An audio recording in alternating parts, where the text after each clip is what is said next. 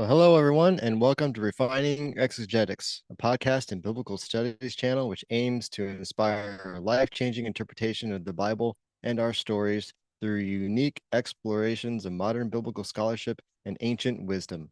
I'm your host, Jared Casperi, and welcome to tonight's live stream. Let me make sure we're good to go here on YouTube as well.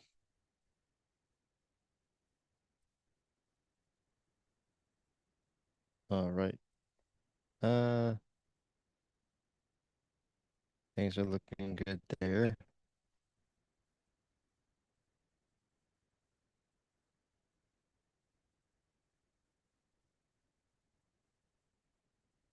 All right. So on the agenda for today, or for this evening, for this evening's live stream is, as the title suggests, I'm going to be presenting an analysis of Hebrews chapter 1 with the goal, with the aim of establishing who Jesus is in Hebrews chapter 1. To the author of Hebrews, uh, who who does the author of Hebrews present Jesus as? And a related question to that is, does Hebrews 1 actually call Jesus Yod-Heh-Vav-Heh and depict the Son as Yod-Heh-Vav-Heh? So that's what we're going to do. And I'm going to be presenting some information, but we'll also be opening up the live stream.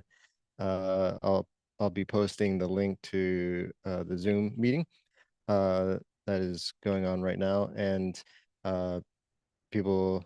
I welcome people to come on, somebody to come on and to discuss the topic with me.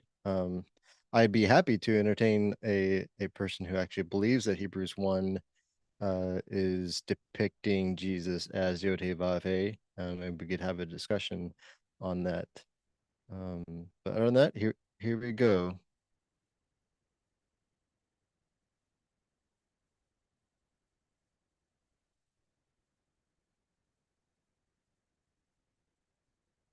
Well, what's up, Avery? I see you in the chat there. Good evening to you, sir.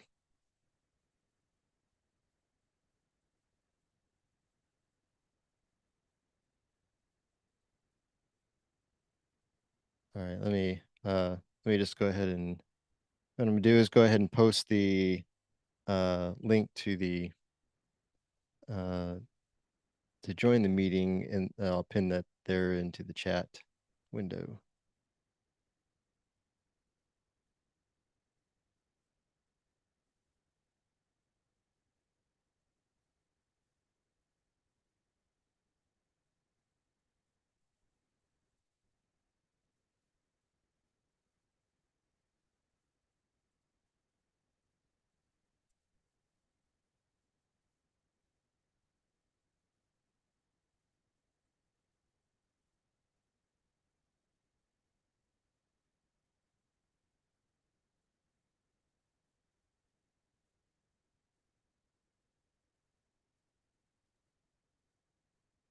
All right.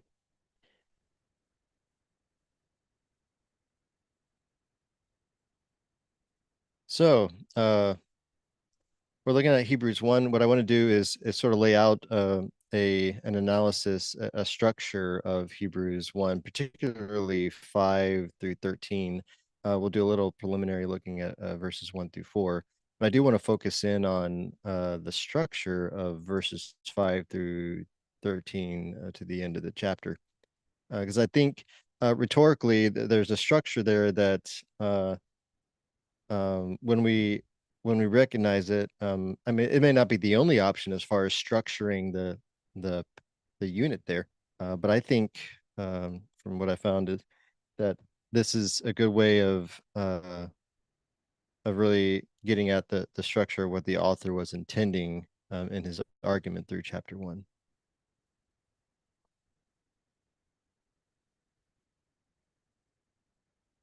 Still hearing noise somewhere else. Or maybe that's here. Just need to bring that down.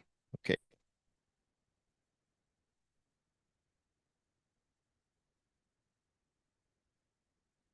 All right. So a couple of things. I don't want to go too in depth in verses 1 through 4, like I said, but I do want to point out a couple of things, just in terms of particular terms and how we're reading particular verses. In verse 2, this is often the first thing that comes up, um, and just by way of context. So, what I'm doing is presenting some information within the context of Trinitarian, biblical Unitarian discourse on Hebrews 1, and sort of the back and forth that happens there. Trinitarian apologists have a particular reading of this passage, uh, with the conclusion that they want to come to is that Jesus is YHWH, is God, is one in the same being with the Father, um, and wants to situate a couple of passages as suggesting that Jesus was the creator, that he laid the foundation of the earth, yada yada yada, um, and that the Father is saying these things of the Son, that he's declaring that um, that that you are the one who created the heavens and the earth. You're the one who created the world. Some translations say of verse 2. But uh, biblical Unitarians have a few different, maybe land on a few different readings of this chapter. Um, I think there's certainly a number of options of ways to read some of these passages. But on verse 2, let's see. I want to make sure I'm not missing anything here in the chat. Okay. Yeah, verse 2. But in these last days, I'm reading from the English Standard Version, by the way. No particular reason why, it's just something I landed on. But in these last days, he has spoken to us by his Son, whom he appointed the heir of all things, through whom also he created the world. There you go. The ESV decides to translate the Greek aeonion as world. Um, Interestingly, there's a couple of words I want to. What in the world? Where did you come from?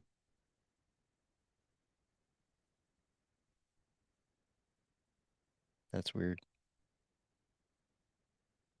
First off,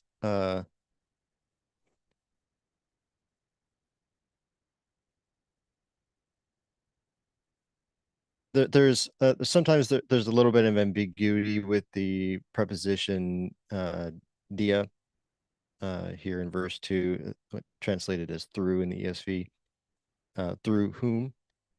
Uh, Sometimes, and this is just a quick note to my to fellow biblical Unitarians and those who don't ascribe to the Trinitarian doctrine.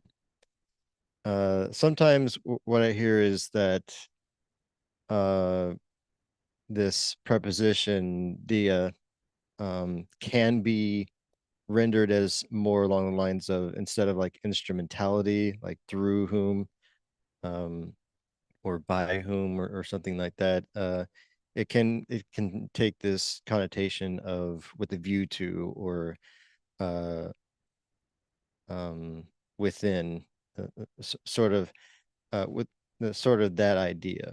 Um, the issue there is that this is dia governed by a relative pronoun that is in genitive. Um, and when the preposition dia is governed by a genitive of a person, um, that is through, or by. It denotes instrumentality, agency. So sort of that idea. It doesn't take on the notion of with a view to or according to. that would be accusative. The accusative use of that preposition. So just by way of note, as we're moving through these pertinent terms, um, I would take this just as through whom. So we are talking about the Son and God doing things through the Son. But we have to take into account that back up just a few words, um, God has appointed him heir of all these things. Um, and that is an important bit of information. It gives a little bit of context to what's going on here. Because he goes on to say, through whom also he made the ages. Now, if people aren't very familiar with what could be what I would like to call is the defined passive. Um, Whenever you have this, and this is common in the Old Testament as well as the New Testament Greek, you have this idea that God, uh, through wisdom, established the heavens, or by understanding, he made the heavens. You have this sort of phraseology in the Hebrew and in the Greek. Um, and if we're not really paying attention uh, to who's doing the action and through what or whom, we could sort of read too quickly and we get the idea that this is the Son making whatever. Well, let's get one thing out of place. The word here, the Greek verb um is uh is poieo. It's to appoint, make, bring forth, or this is not the word for create. Let's just put it that way. Um, this is not a creative word where you're taking something where you're creating something out of nothing, or the act of creating, like as in God created the heavens and the earth.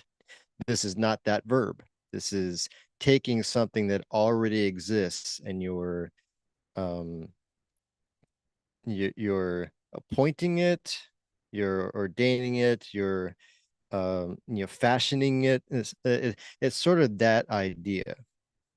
And so we fundamentally are not talking about creation. This is not a creative act that's being expressed here.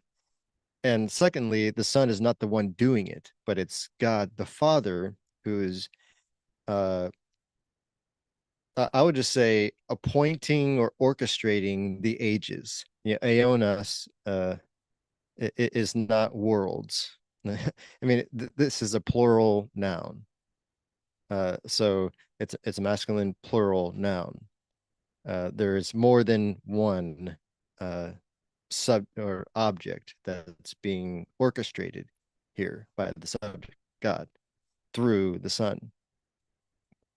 So the ESV, who created or made the world, that's not an honest rendering of this passage.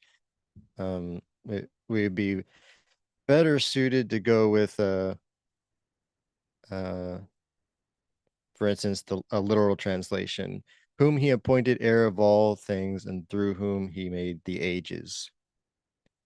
Um, the New Living Translation just goes completely off the rocker and says, and through the Son, he created the universe. That's just, um, I mean, that's not even the realm of possibility of the Greek here. And I don't know what people were thinking with that. But anyways, Um, so that's the first point. Hebrews 1 2, we're not talking about creation of the world. We're not talking about the Son creating anything here. God is the one who's doing the action, and he's doing so through instrumentally the Son. And because God has orchestrated and appointed that the Son would be heir of all things, it makes sense to go on for the author to say that by reason of this, God has orchestrated the ages through the Son. Um, and I mean, we could certainly talk about what that can possibly mean, but I'm just getting to the nitty gritty. This is what the verbiage is. This is how the structure of the sentence flows.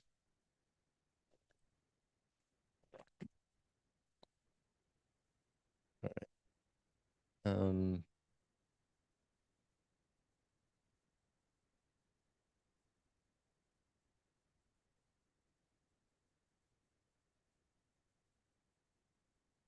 yeah, just and if you're listening in, definitely I invite you to give your thoughts in the chat.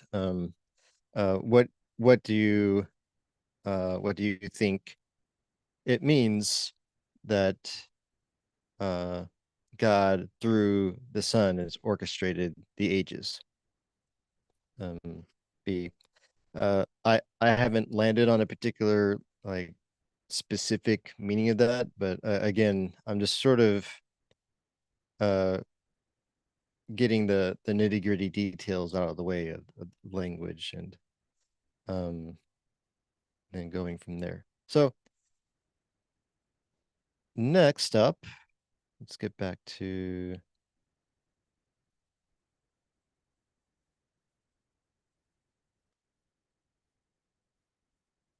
come on now.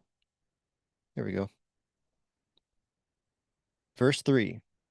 He, uh, speaking of the Son, is the radiance of the glory of God and the exact imprint of his hypostasis. Um, I take this to be of his being. Uh, the ESV chooses rather the noun nature. But that's I mean, hypostasis is not a nature. It's a concrete instantiation. It's a being. Hypostasis is a being, and that's ontologically. I mean, there's no way around that. So again, other English translations will render that as the exact imprint of God's being, and that's fine. I mean, it's really just saying he's the image. Now, what we have here, interestingly, is a little bit of influence from Jewish wisdom uh, tradition, and that amounts to a sort of wisdom Christology. Uh, wisdom as God's a personification of God's own wise uh, intent and his purposes, how he interacts in the world. Everything that he does is through wisdom. It's through wisdom that it says.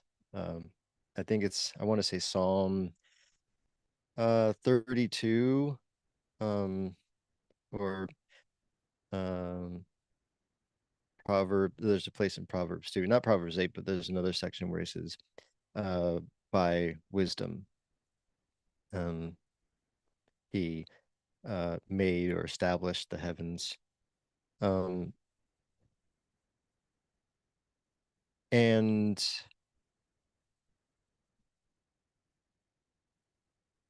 in Wisdom of Solomon, uh, and I'm trying to remember if it's chapter 7 or later on in Wisdom of Solomon. There's a passage in there where it says wisdom is, speaking of wisdom, is that she is a pure emanation um, of the Father, or of God.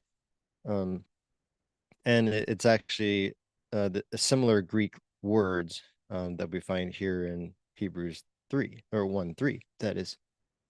And so it's interesting.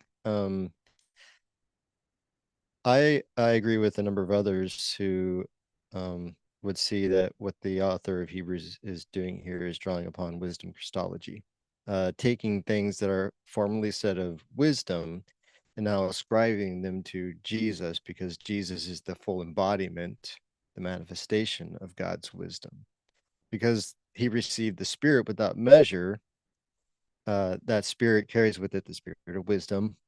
And so uh, the wisdom through which God even orchestrated all things, the ages, um, this has come to a focal point in the man Jesus, in the Son. All this is wrapped up the in the Son. And moving on from there, so again, this is a point where Trinitarian apologists like to say, well, Jesus is the exact imprint of God's nature, therefore he's God, in the proper sense, one in nature. Like, well, no, if you're the exact imprint of, even if we're going to take nature, which really isn't the word that, especially if you're a Nicene, um, that wouldn't be the word that you would use here if you're trying to do Trinity stuff.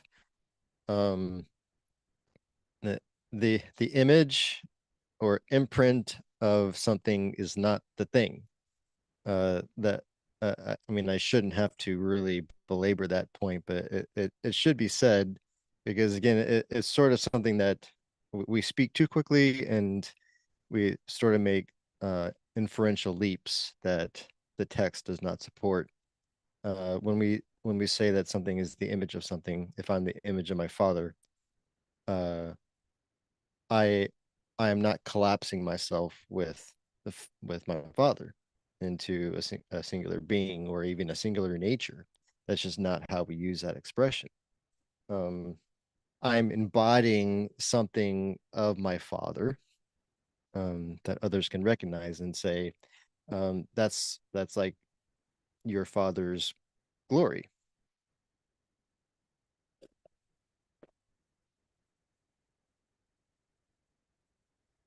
And moving on, the second part of verse 3, uh, and he upholds the universe by the word of his power. Let me check something out real quick.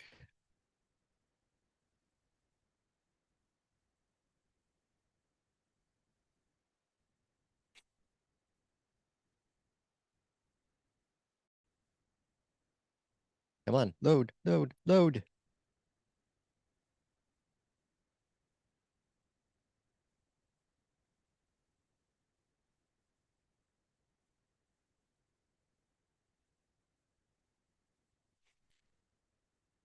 So interestingly,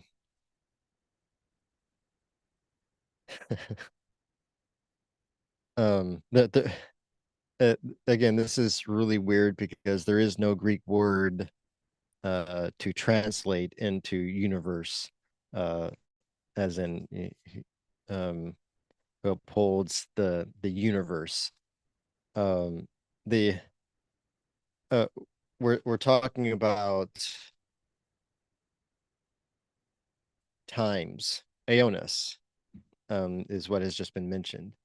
Now we have the adjective uh, tapanta, and this is what gets translated sometimes as all things or everything.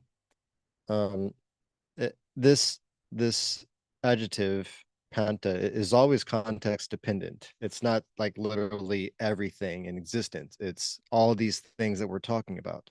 So speaking of the Son, who is the radiance of the glory of God and the exact imprint of his hypostasis, um, upholding then all these by the word of the power.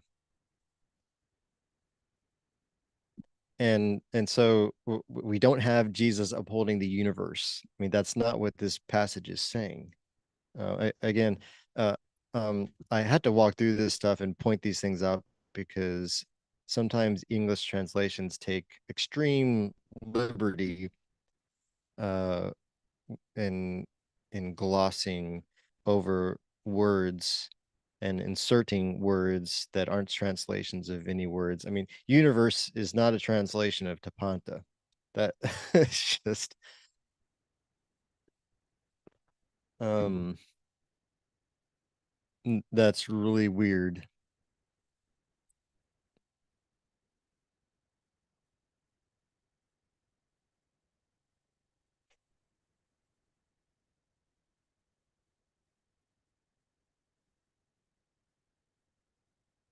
Yeah, and I just again want to emphasize and point out that we're not talking about the creation of the world here.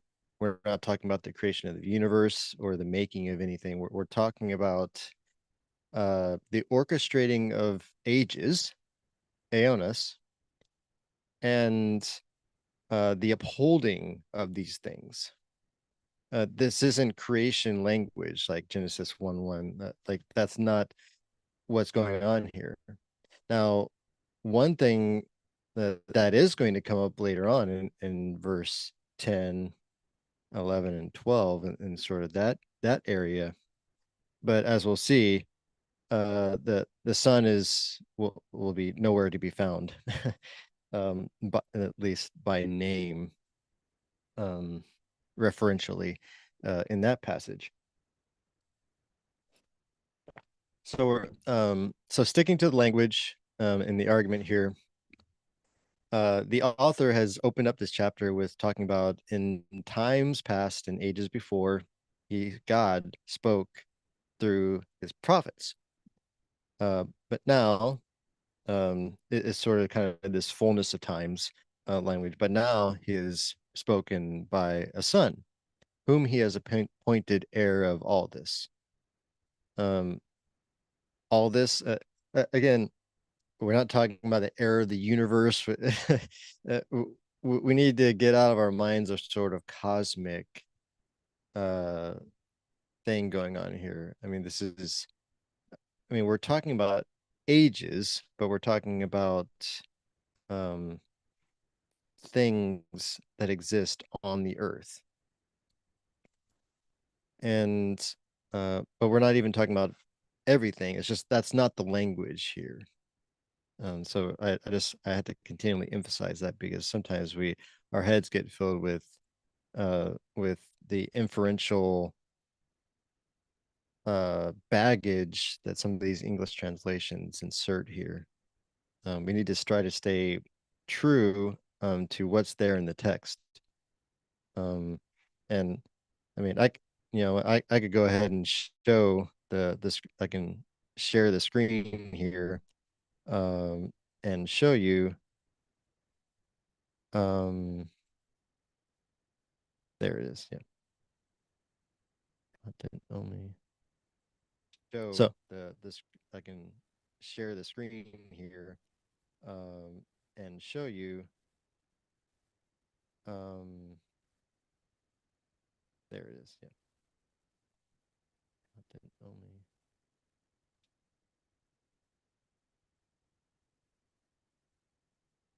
Sorry, I'm having a little bit of technical difficulty here as um let's go back to the screen. Okay. Uh so this is verse 3 that we're looking at. Uh so upholding then um tapanta, all things, all this, all these by the word of the power um through himself. Interesting if clunky phrasing in English that is. Um but notice there is no universe, there's no world, there's no heaven and earth. I mean, it's just all this, all these is what tapanta is. Uh, Upholding is not creative language, and this isn't, excuse me, universe language.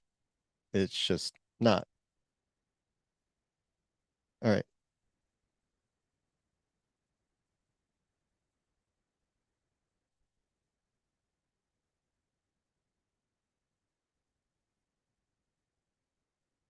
Next.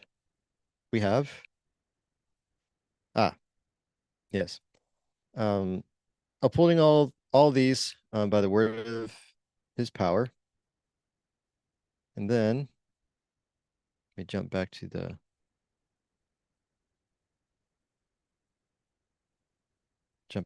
chapter here.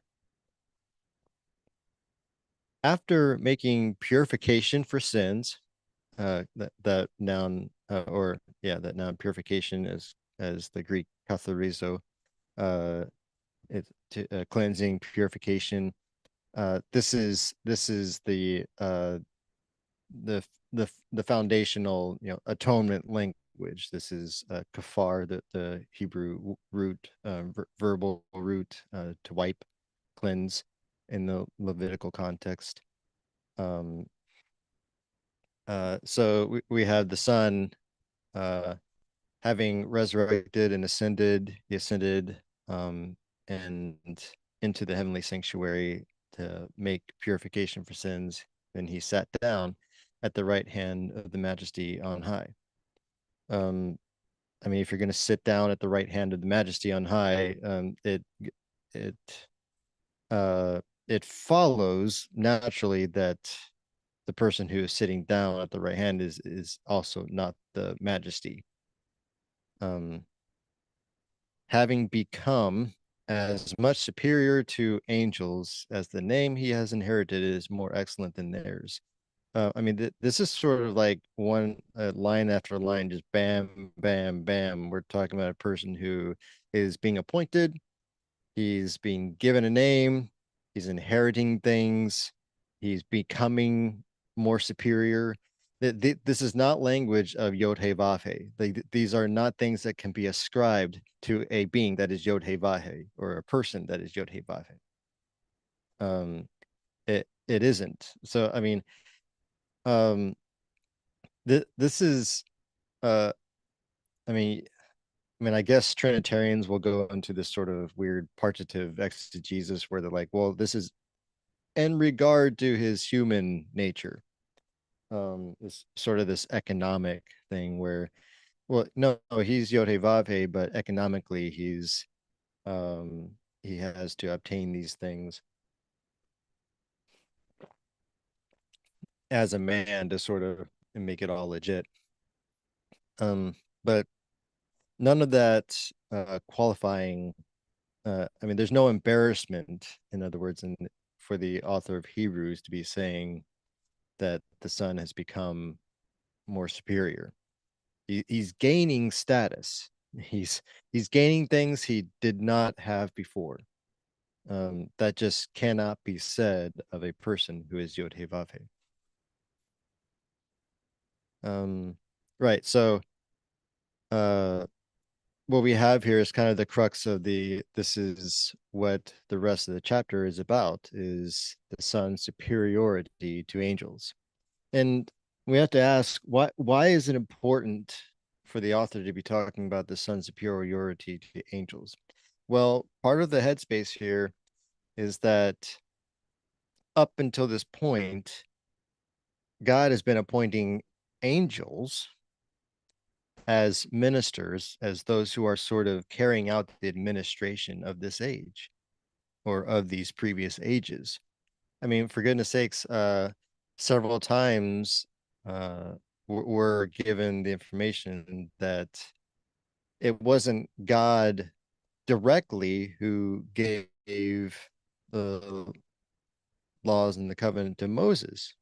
It was mediated through angels. Um, and so we have this understanding that there's no human beings, there's no human person that is functioning in this role that can do these things authoritatively. God has not appointed any man to be doing those things, and there's a reason. Well, uh, um, it would have been appointed to man, but since Adam and Eve abdicated that right, it was given over to um, to angels to mediate. Um, so that's why this is important, is because in the fullness of time, and uh, what God has done is he's recapitulating all that through a man, and now he is appointing a man who he has raised up and begotten as his son, to then be heir of these things and to take the reins, so to speak, in for the age that is to come. He's no longer going to have angels administrating things in the age to come. He's going to be doing so authoritatively by a man. And that's kind of why Paul in Acts 17, he says, but he has appointed a day in which he will judge the world by a man whom he has appointed, furnishing proof by raising him from the dead. So that's sort of the backdrop here. What's going on conceptually in the background.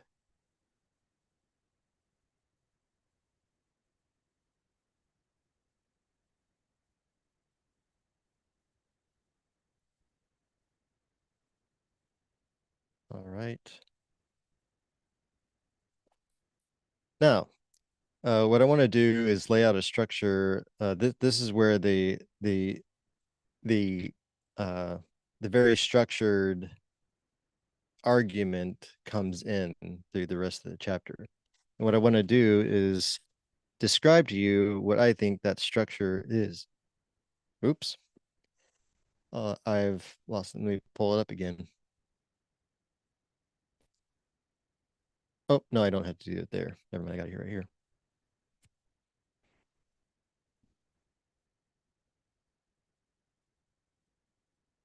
So the reason why why I'm presenting this structure is because if this structure is ignored, then it leads to inserting a number of instances inferentially in our minds that's not in the text at all, but what I find Trinitarian apologists do all the time is insert this God says of the Son.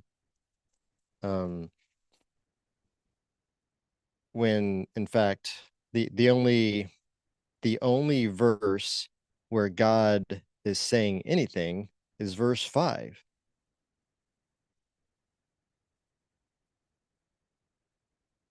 Verse 5 says, "For to which of the angels did God ever say?" Or again, "I will be to him a father, and he shall be to me a son." You see this first person language. And specifically, the author opens up verse 5 with specifically naming God. God, did God say? But the rest of the passages, the quotations are from passages where it's second person pronouns, he, him. Um, for instance, verse 7, he makes his angels winds and his ministers a flame of fire. Would God say he makes his angels winds? I mean, just picture God declaring something about his angels. And instead of saying, I make my angels winds and my ministers a flame of fire. I mean, that's what this passage would say if God was actually speaking here. But God's not speaking here because the quotation is from Psalm 104. A psalmist is declaring about God. He makes his angels winds and his ministers a flame of fire. God's not speaking here. This isn't God's words. This is a psalmist's words. And the author of Hebrews is utilizing that same declaration about God. Um, and um, when we get to verse 10, there's just a conjunctive kai. and then the quotation of Psalm 102 from Psalm 102. There's no and the Father says of the Son. No, again, because the Father's not speaking here. Neither is the Father speaking in verse 8. The verse 8 opens in the Greek with, but unto or of the Son. And then some English translations add, he says. There is no he says in the Greek. It's just, but unto the Son. Your throne, O God, is forever and ever. Well, where is that passage coming from? Is God speaking in Psalm 45 to the human king? No, it's the psalmist speaking to the king. So again, we don't have Father speaking there either. The only the only quotations in this entire chapter of the Father speaking is verse 5. That's it. Um, so let's lay this out. Let's look at it. The structure is as follows. Verses 5 and 13 form an inclusio through the repeated phrase, to which of the angels. When you have a phrase like that, it sort of serves as bookends to a unit, making the entire section in between a sort of inclusio.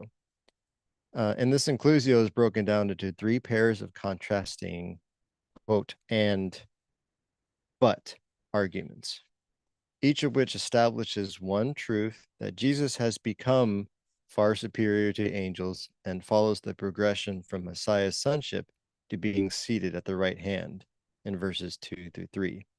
So what happens is in in Greek stylistic writing, I mean, and Paul does this quite a lot, which I think often lends to um,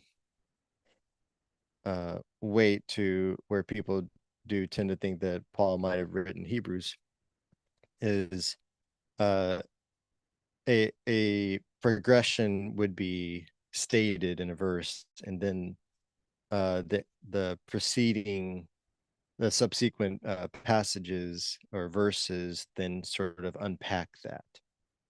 And so in verses 2 and 3, we see this progression of Messiah um, um, having sonship and uh, being the heir of all things, and then being seated at the right hand. And we have that repeated again in verse 13. To which of the angels did God ever say, sit at my right hand? So this is sort of that marks the beginning and the end of the argument. So when we're talking about these contrasting pairs of and, but, the three pairs each consist of a conjunctive clause, for or and. It's either the conjunction gar or kai, followed by an adversative clause, but. And that structure kind of goes as follows. The first pair is verse 5, for to which of the angels, in verse 6, yet or but when he brings his firstborn into the world. And the second pair starts in verse 7, and of the angels, he or it says, and we'll get to that in a second when we talk about that verb lego. Verse 8, but of the Son, or unto the Son. So that's the second pair. Then in verse 10 opens up the third pair, a third argument. And you, Lord, laid the foundations of the earth. And then verse 13, but to which of the angels? So looking at the conjunctions, we see verse 5, gar, verse 6, day. And that's the sort of for, but. Verse 7, kai, verse 8, they. That's the and, but. Verse 10, kai, verse 13, they, and, but. So the reason that it seems to me that structurally, rhetorically, that's how this inclusio is structured in an argument. It's three contrasting pairs, one after another, and each one is its own separate argument, but it's building up. They're all building upon each other, but they're sort of uh, they are sort of standalone arguments. There are three data points that the author is drawing from in Old Testament passages, um, to um, support his argument about the Son being superior to angels, because all of these things have to do with contrast between what's said of the Son and what's said of angels. And again, verse 5 is the only thing where God is speaking things of angels or sons.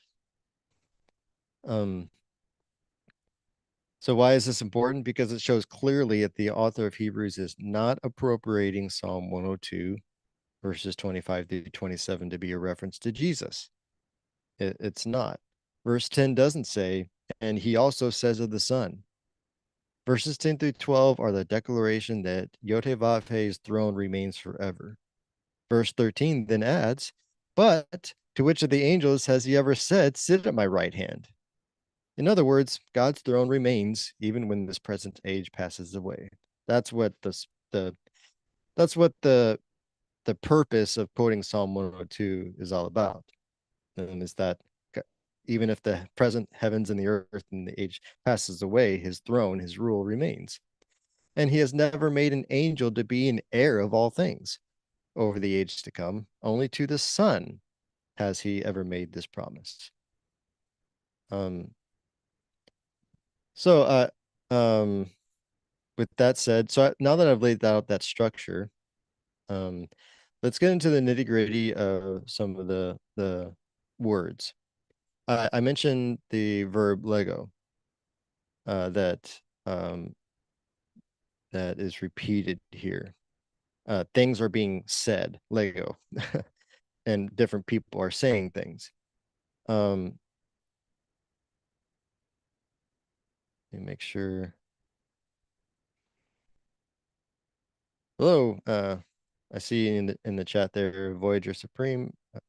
I'm not familiar um, with that name. I think that's the first I've come across you. Are you a Trinitarian um, or what? If you don't mind sharing in the chat, I'd be happy to know.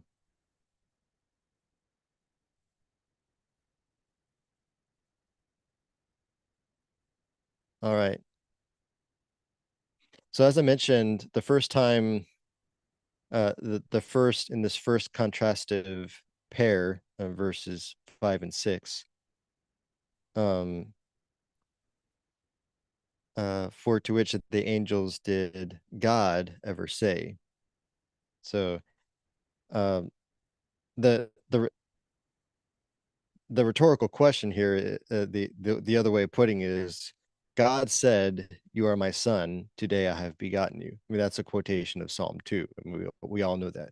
So God is speaking there. That's why it's sort of it's dictated. I mean, the psalmist is literally saying, God said this. That's why it's in first person pronouns. I, my, you are my son. Today I have begotten you. Or again, I will be to him. This is in Second Samuel, I think. No, First Samuel 7:14. I will be to him a father, and he shall be to me a son. Again, these go with the introduction to verse 5. God said, but he's asking the rhetorical question: to which of angels did God ever say this?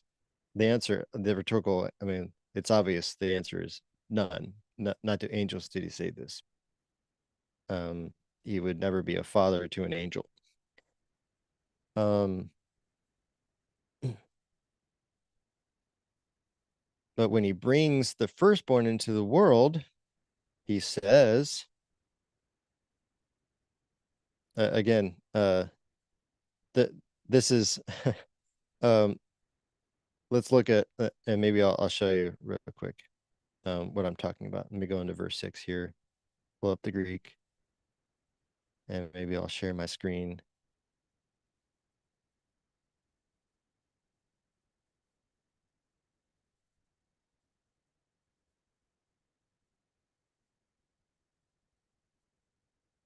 Bear with me here.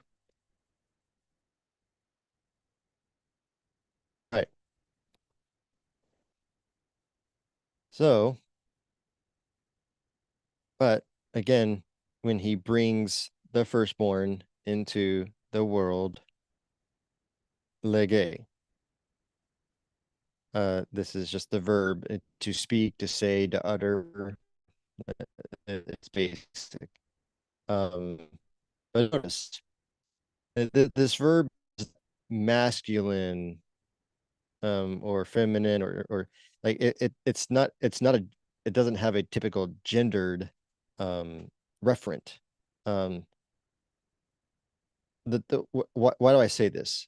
Because the reference, if I can come back, um, wonder if I had to do this. Yeah. Ah, the English Standard Version doesn't have the. There we go. Yeah, Deuteronomy 32:43. That's let all God's angels worship him. Is God speaking in Deuteronomy 32:43? Is this God's words? No, this is in the Song of Moses. Moses is saying these words. So this isn't, and again, when God brings this firstborn into the world, God says, again, that would make some sense. Let all God would be saying, let all God Jared, Jared would be saying, let all Jared's servants, like that.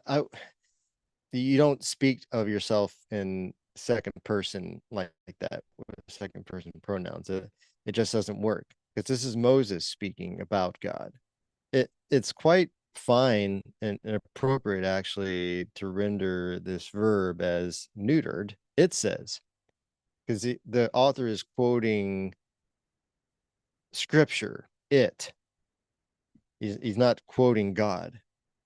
Um, Otherwise, he would have said God says, just like he says back in verse uh, 5. Yeah. Um, for to which of the angels did God ever say? This is the author explicitly telling you God saying something.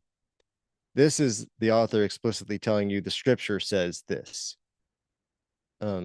Specifically, Moses is saying this.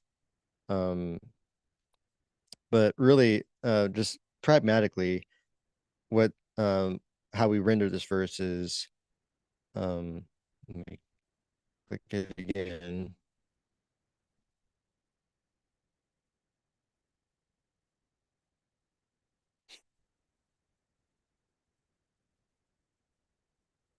Then when I mean, this is speaking of the Father, when he brings the firstborn into the world, it says, and let worship him all his angels, all the angels of God.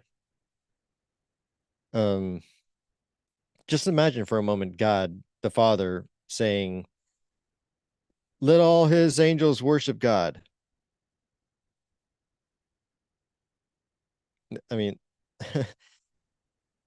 it doesn't make any sense at all. And that's just not what the passage says. Um,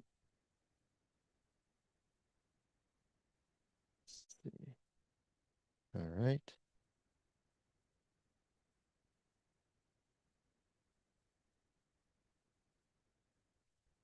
Moving on. So I hope if it's not clear yet, God's not speaking in verse 6. God says a couple of things in verse 5, and that's it. The rest of these quotations are things not spoken by the Father. The Father's not speaking. He's not. So when we read this in English in verse 6, and again, when God brings his firstborn into the world, it says, Moses is saying here in Deuteronomy 32:43, let all God's angels worship him. Um, the there's a huge textual issue with that reference to Deuteronomy 32. It's a notoriously problematic passage because it's hard to determine which manuscript the author of Hebrews is actually quoting from here because it doesn't match finally the Hebrew or the LXX. I mean, I think it's closest to the LXX. I think people have decided, or I think that that's a little bit more weight to the position that what he's doing is quoting the LXX or a version of it.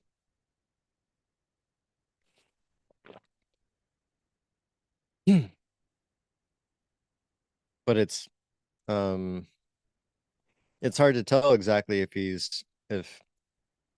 the author is quoting a passage that where he's intending to say that um when the firstborn comes into the world, God is saying God is saying, let all my angels worship the firstborn, or is Moses saying, let all God's angels worship God?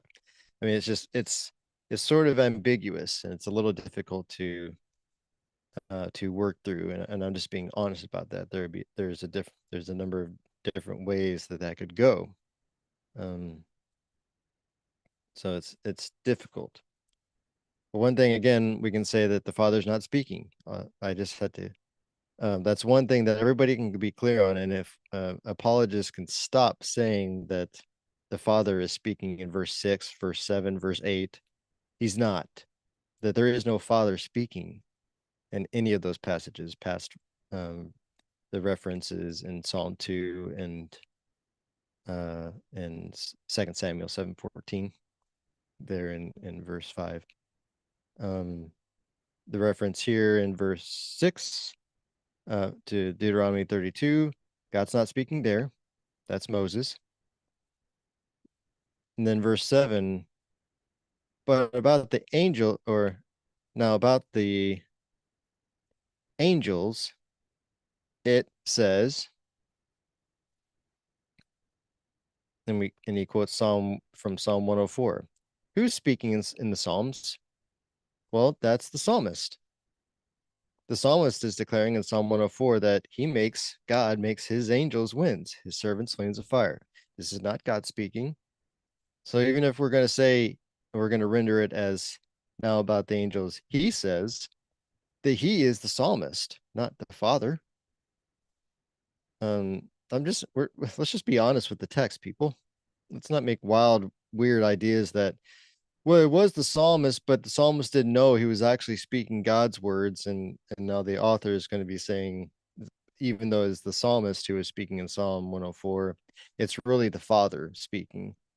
Um, I mean, that's crazy talk, people. It's just nonsense. Let's be honest with the text.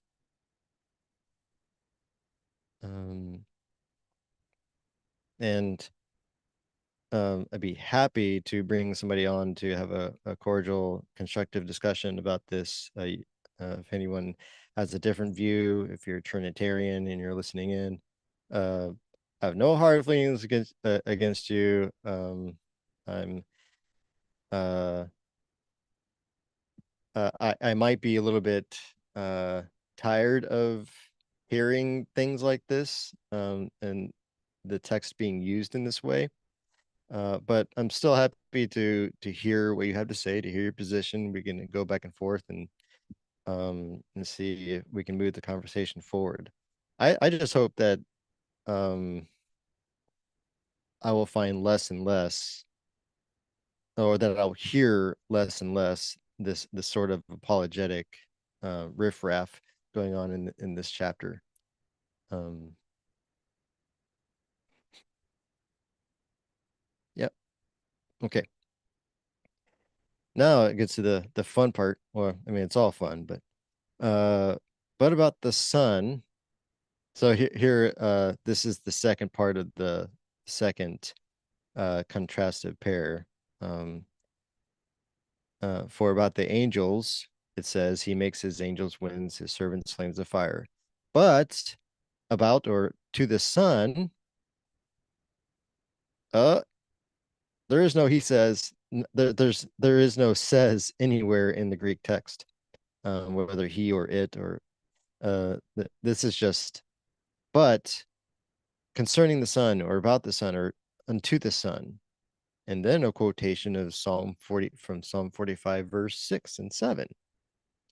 Your throne, O God, endures forever and ever, and justice is the scepter of your kingdom. You have loved righteousness and hated wickedness. Therefore, God, your God, has anointed you above your companions with the oil of joy. Folks, who is who is Psalm 45 addressed to? Who? Is it addressed to Almighty God? No. Is it addressed to a God man? No. What does Psalm 45:1 say? I write my verse for the king. And the king here is a Davidic king. There are a couple of different options for who that might be, but it's a Davidic king, it's a human king. And this psalmist is uh I don't even mind the sometimes the book Unitarians, and I've done this myself too in the past. I've been given to trying to go a different route with the theos here, and not speak of it as evocative, but as a predicate nominative. Um, the, there might be substantial um, weight to that reading. I just find that it's fallen into disfavor. To read it as your throne is God, or your throne is divine, or God is your throne. Um, it Well, I'll just put it this way. I'm fine with the psalmist saying, your throne, O God, in an evocative sense, endures forever and ever. Because the Davidic king sits literally on YHWH's throne. I mean, it says that in Second Chronicles. No, First Chronicles. Yeah. First Chronicles around 20, I think it is. It says of Solomon, he sat on the throne of YHWH. uh, without embarrassment. I mean, they don't qualify that. They're just saying, yep, he's on YHWH's throne. Um, and get this, it gets even better. In First Chronicles 29, the Davidic king gets worshipped alongside God. Yeah. Mm-hmm. A man gets worshipped with God, and they're commanded to worship uh the Davidic king with God. Proskuneo, the same word that Trinitarians just flip out about, that Jesus receives proskuneo, proskuneo, proskuneo. It's worship, worship, worship. Yeah, a Davidic king that's worshipped alongside God. Deal with it. So I'm fine. Your throne, oh God. Yeah, this is a Davidic king who represents God. He's a divinely appointed representative of God, and he gets the title Theos, Elohim. That's fine. It's okay. We don't need to. It's going to be okay. I tell myself that all the time. It's fine. It's totally fine. And justice is the scepter of your kingdom. Again, who's speaking here? Is this the Father? No, no, the Father's not speaking. This not the Father speaking to the Son. You're God. Oh Jesus, you're God. I mean, no, it's just um I'm sorry, folks. It's late here. I'm trying to um I am poking a little bit of fun here. I'm being sort of polemical, but uh, I have to have fun with this, okay? Because again, this apologetics, Trinitarian apologist riffraff that keeps coming around and saying weird stuff like the Father says to the Son, "You are God." I mean, man, that's just, we got to get over this. We got to get past this, people. Verse 9, you have loved righteousness and hated wickedness. Therefore, God, your God, has anointed you above your companions. Let me ask you a question. Does YHWH have companions? Like does he have an entourage of um other peers around him? No. There there's one living God, YHWH, the Father, who's identified as the Father over and over again, 20,000 times, with singular references in the Old Testament alone. Um, YHWH doesn't have companions, people, and YHWH doesn't have a God. But this God, this human king, has a God. Therefore, God, YHWH, your God, has anointed you above your companions with oil of joy. Um, yeah, angels are ministering winds of fire, but the Son gets to sit on the throne of God and is anointed above all his companions, because the Davidic king does have companions, but YHWH, nope, no companions. Sorry. He stands alone as the living God. He has no peers, he has no equals. Um, he is one, people. Echad. So that's the end of the second contrastive pair. Now, according to the structure, what's supposed to happen next? We have another contrastive pair, another and followed by a but. And that's exactly what we have. Here, let me share my screen. Let me show you.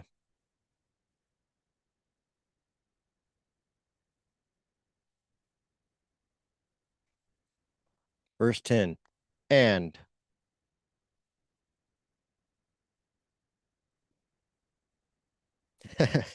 New International, the non-inspired version says, he also says, what? What? He also says, okay, Mr. Greek, help us out here. And Kai. He also says, where is that? Is that like in a margin somewhere? Is that squished? Like, is it, do I have to get a magnifying glass and look like under the eye here? Um, is that where the he also says is? Am I just missing it? Am I blind? Can somebody help me out here? No, and that's exactly what we should expect, because this is introducing another contrastive pair rhetorically. This isn't a continuation of the previous quotation. This isn't, oh, and God is continuing to speak. No, there is no he says. This is a separate data point that the author is bringing in to further substantiate his point about the Son being elevated, and having a position, a promise position above angels. Uh, there is no he says. The Father's not speaking here.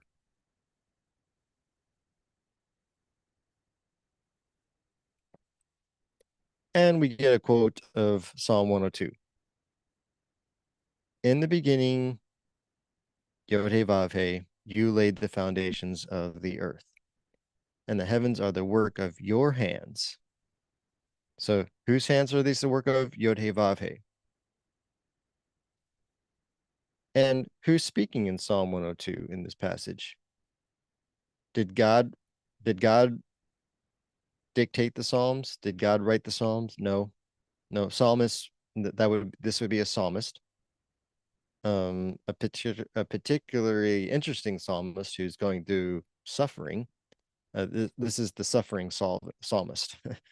uh, and he's crying out to God in the midst of his suffering, that God would not cut him off in the midst of, from the living.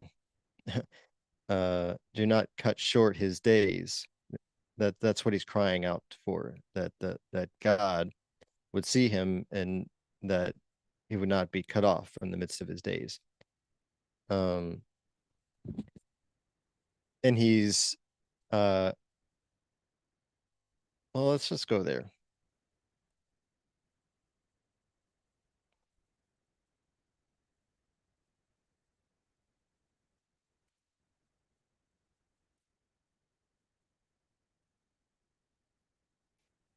Look at this. The title of Psalm 102, a prayer of one who is afflicted when he grows faint and pours out his lament before YHWH. Hear my prayer, let my cry for help come before you. Do not hide your face in my day of distress. Incline your ear to me, answer me quickly when I call. So this is a person who's suffering and being afflicted, being surrounded by enemies, being taunted, cursed, drinks his tear, or he eats his ashes like bread and mix my drink with tears. Um, and then let's see, where's the part that I was looking for?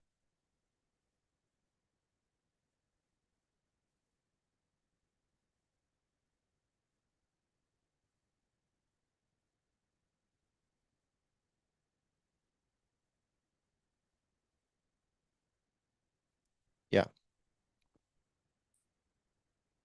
He, God, has broken my strength on the way. He has cut short my days.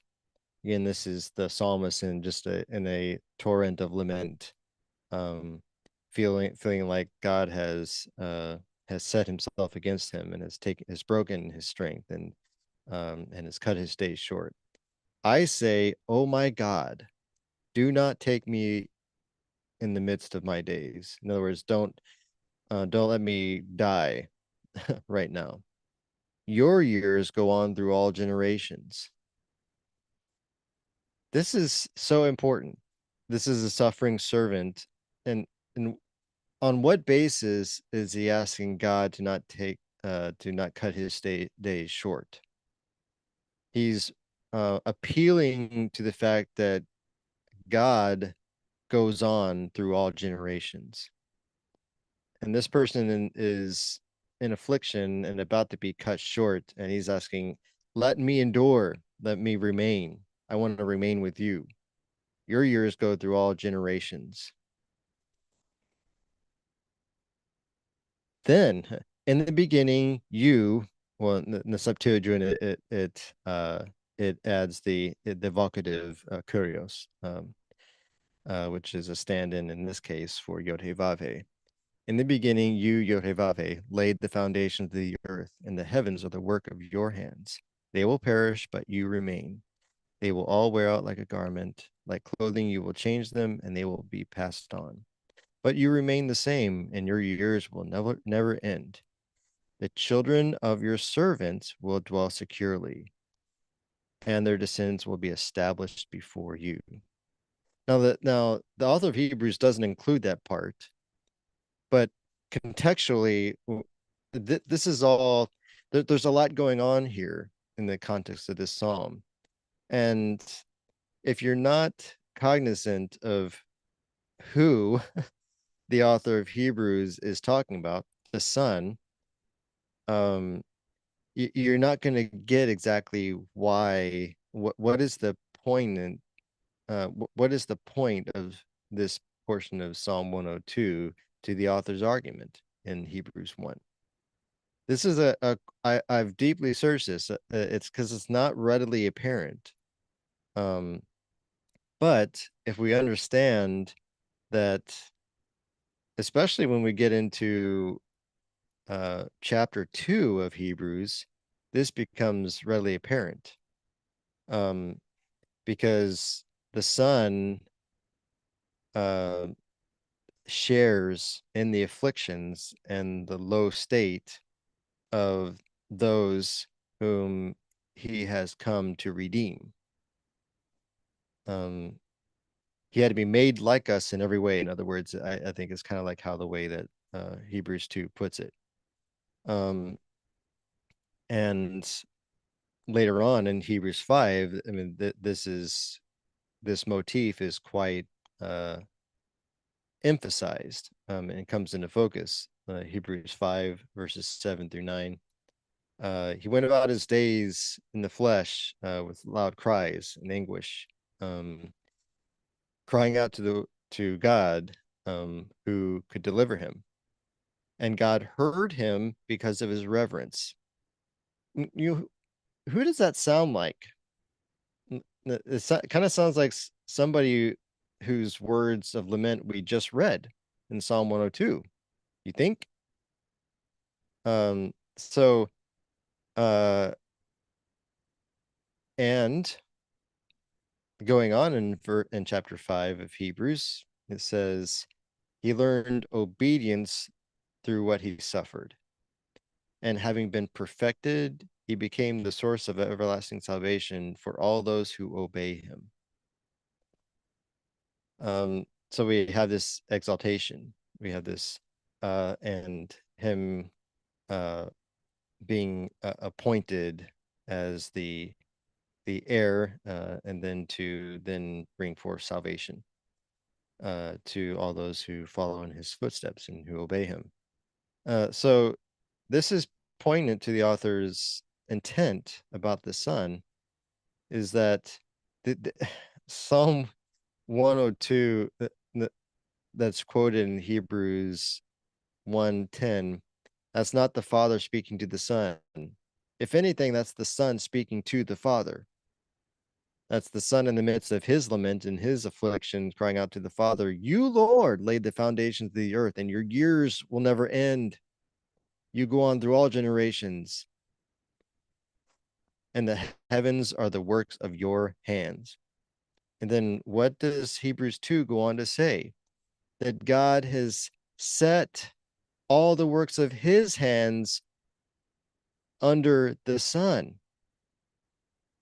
So, Trinitarian apologists, I ask you, if the heavens are the works of the Son's hands, then how is the Son being given the works of his own hands?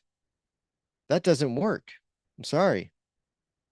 Um, and that's why context always kills your apologetics.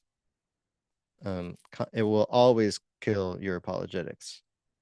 Um, I challenge you to refute, to rebut what I'm saying here. It's irrefutable. The Father's not speaking to the Son in Psalm 102.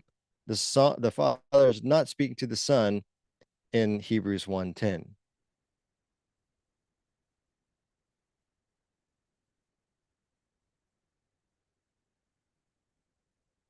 So then verse 13, we get the last bit of that contrastive pair. But to which of the angels did God ever say, "Sit at my right hand until I make your enemies a footstool for your feet"? Now we have God saying, "Sit at my right hand until I make your enemies a footstool for your feet."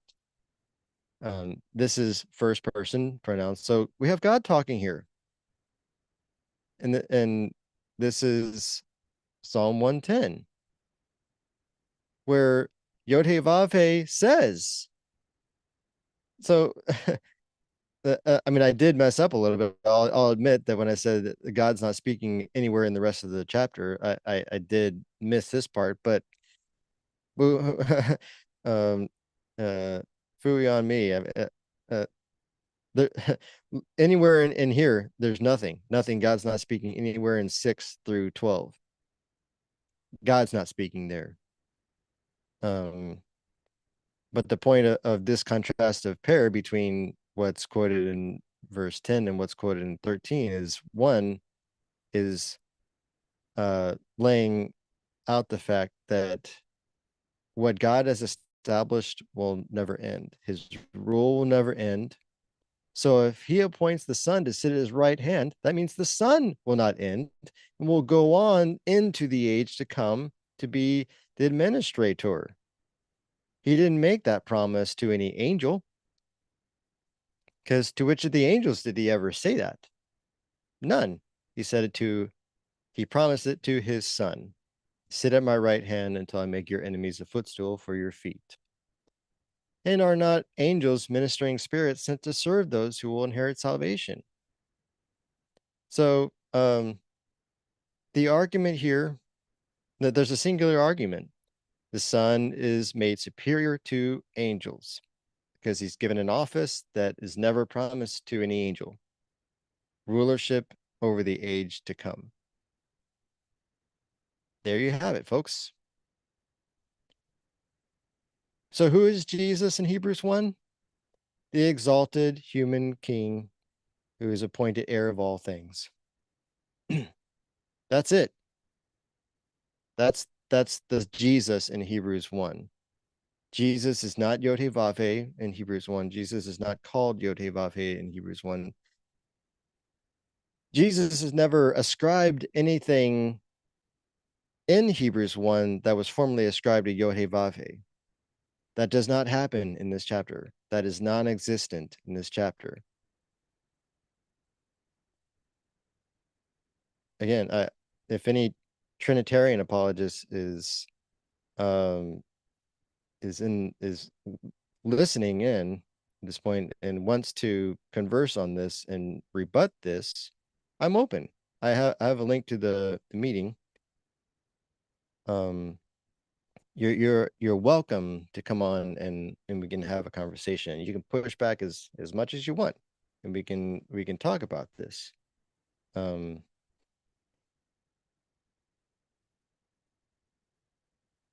I think I'm about done as far as my presentation. Um,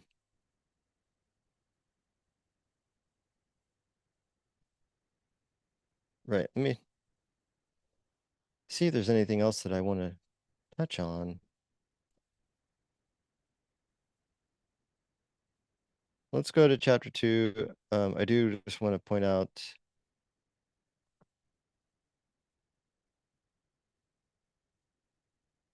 it's here.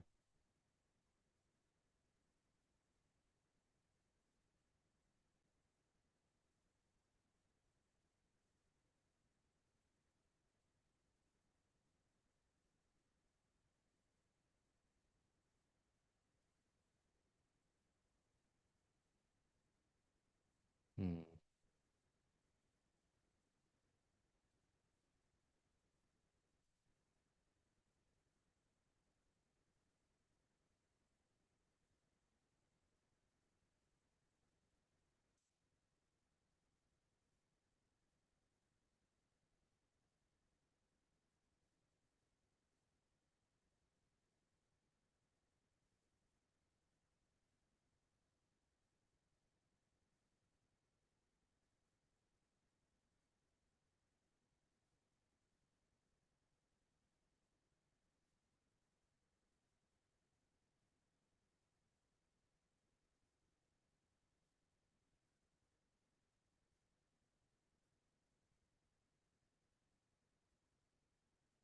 Seeing if there's anything else I want to comment on here.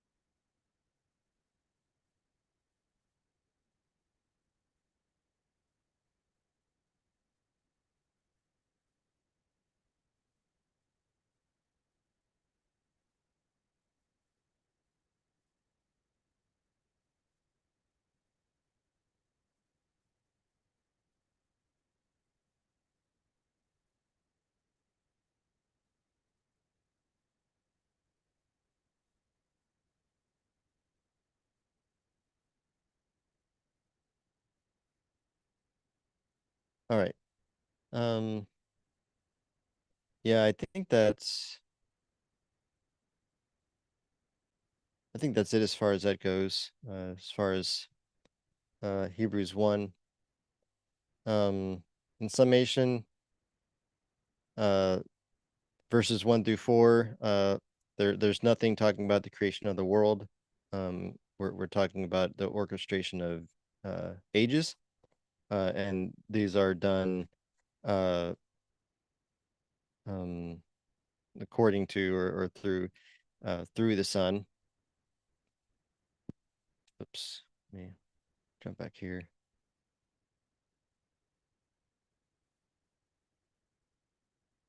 Um, the there's particularly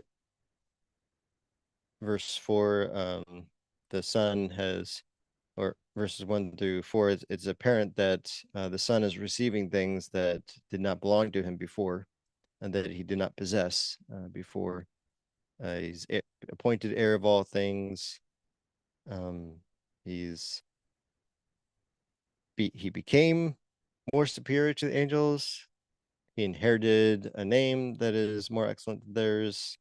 Um, yeah. Sitting down at the right hand of the majesty means that you're not the majesty that you're sitting down at the right hand of.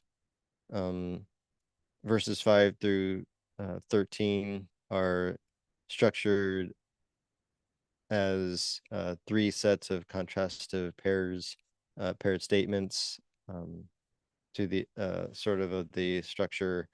Uh, these things are said of angels, but this thing is said of the Son. Therefore, the Son has superiority over the angels because there's things said of the Son uh, that are far grander than things said of any angels. Um, and it goes like that all the way through 13. Um,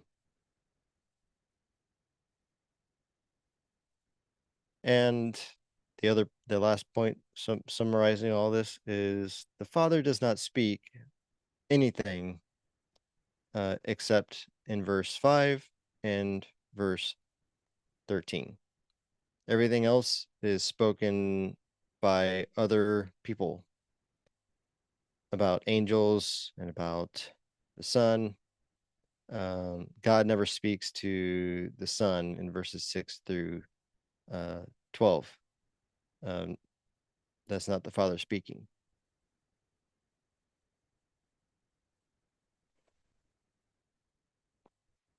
So this is not here. Let me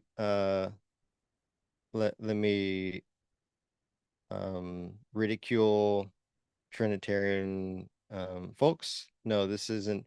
Uh, I try to make it clear all the time that what I'm engaging with is apologetic tactics. That's what I'm addressing here. Um, uh, and I'm present because a big part of my channel is, as the title, refining exegetics. Uh, that's my purpose. I want to refine my own exegetics, and I want to help people learn how to exegete the Bible in context. I'm not perfect. I don't have all knowledge. I don't have everything correct. I slip up here and there. There's blind spots and things that I don't know. Um, but I try to present just basic things that uh, can't be refuted. Um, it can't be refuted that there's nothing about the world or the universe in verses 1 through 4, because that's not what's being talked about. There's nothing controversial or refutable about the Father not speaking anything in verses 6 through 12. Um,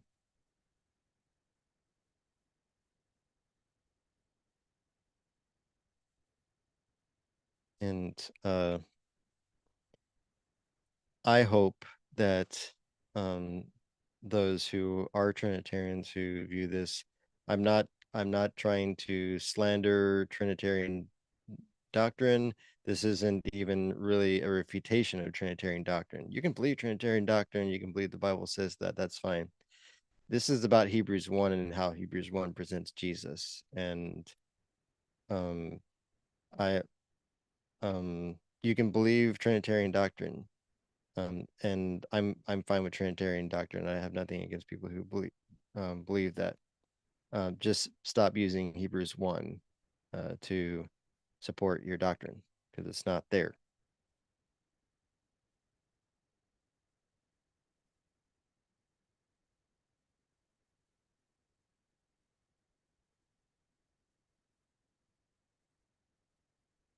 All right.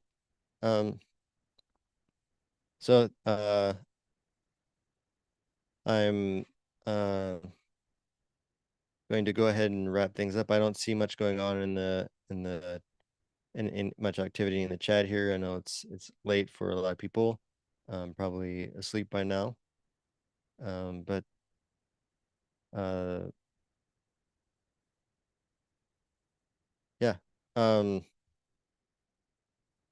I'll be I'll be trying to schedule more of these live streams ahead of time to address different things. It's not always going to be about what the Bible says about the deity of Jesus or things like that. It might be about things pertaining to atonement. It might be things pertaining to understanding the Apostle Paul. Um, those are all things that I'm passionate about here on this channel. Um, and thank you for watching. And definitely, if you like this content and you want to hear, if you want to see more of these live streams, particularly, maybe at a better time where more people are able to join. I'm trying to work on that in terms of scheduling things at a more opportune time. But right now, this is kind of the time that works for me. Let me know and leave a comment and um, if you have a question or something that you would like to have addressed, or if there's a pushback, definitely leave a comment. I'd love to be happy um to address anything in the future and to clarify anything or address any pushbacks in a future episode. Uh, so with that said, hope you all have a blessed evening, a blessed night. God be with you and bless you. Shalom.